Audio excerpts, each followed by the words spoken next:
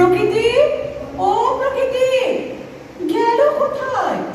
কি জানি কি হলো মেয়েটার, ঘরেতে মন টেকে না। প্রকৃতি, এই যে মা। আশ্চর্য করলি তুই।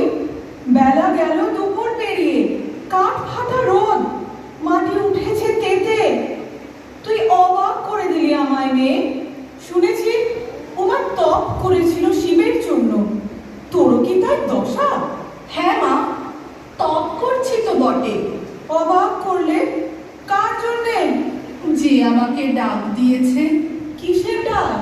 আমার মনের মধ্যে বাজিয়ে দিয়ে গেছে, জল দাও। পোড়া কপাল, তোর কাছে জল চেয়েছে কে শুনি? তোর আপন জাতের কেউ? হ্যাঁ মা, তিনি তো বললেন তিনি আমার আপন জাতেরই।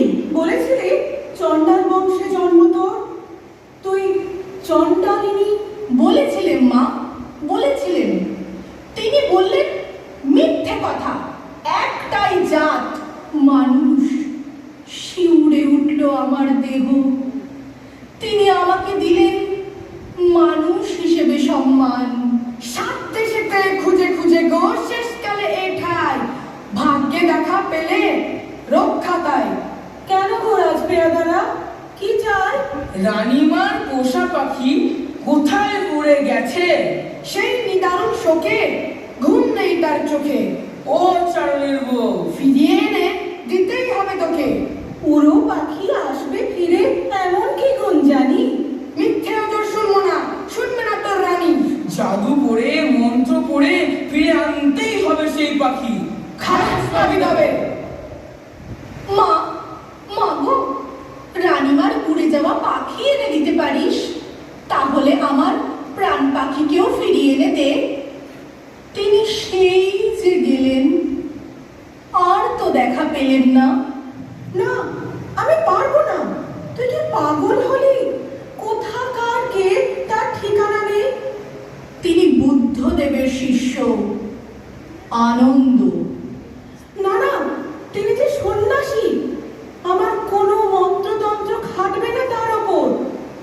ওরা সাধনার জোরে টেনে আনেন মানুষকে, আমরা মন্ত্র পড়ে টানি পশুর মতো। আমি তোমার মেয়ে, তাকে আমার চাই। তোমার মন্ত্র জীব সৃষ্টির আদিকালে। তোমার মন্ত্রের টানে খুলবে ওদের মন্ত্রের গাঁট। ওকে হারতেই হবে, হারতেই হবে আমার কাছে।